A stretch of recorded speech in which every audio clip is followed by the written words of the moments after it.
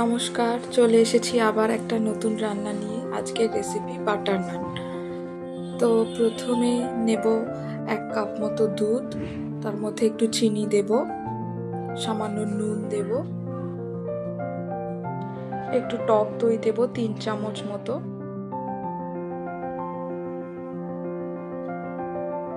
আর ওর মধ্যে সামান্য baking powder দিয়ে দেব।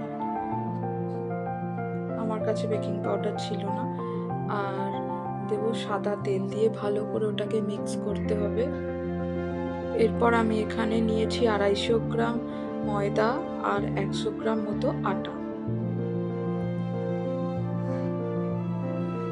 তো ওটার সাথে ভালো করে মিশিয়ে মাখতে হবে। ডোটা যাতে একটু নরম হয়, হাতে লেগে লেগে যায় এরকম মাখতে হবে, তাহলে নানটা খুব নরম হবে, সফট হবে। এটা মাখা হয়ে গেলে এরকম একটা গোল করে ডো বানিয়ে ওর মধ্যে একটু সাদা তেল মাখিয়ে আর একটা ভিজে কাপড় চাপা দিয়ে রাখতে হবে। এটা মোটামুটি 15-20 মিনিট মতো রাখতে হবে। 15-20 মিনিট পর এটাকে দেখতে হবে যে নরম হয়েছে কিনা, তেলটা টেনে নিয়েছে। আবারও ভালো করে মেখে এটা থেকে ছোট ছোট ডো বানিয়ে ওটাকেও আধ ঘন্টা মতো রাখতে হবে। যত রেস্টিং টাইম দেবেন তত বেশি সফট হবে।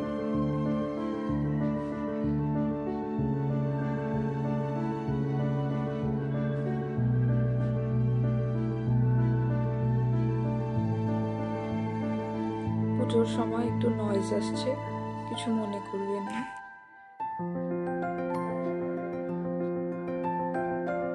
তো এরপর সামান্য একটু ময়দা ছড়িয়ে ওটাকে লম্বা করে একটু বেলে নিতে হবে।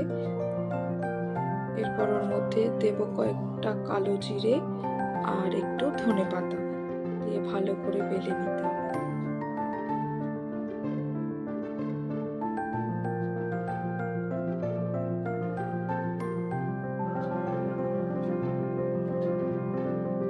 এরপর ওটাকে উল্টো করে ওর মধ্যে একটু জল দিয়ে যেরকম ভাবে দিচ্ছি ওরকম ভাবে তাওয়ায় দিয়ে দিতে হবে।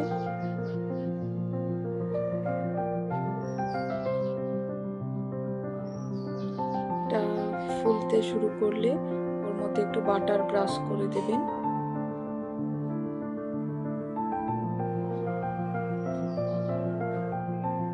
ফ্লেমটা মিডিয়ামে রাখলেই হবে।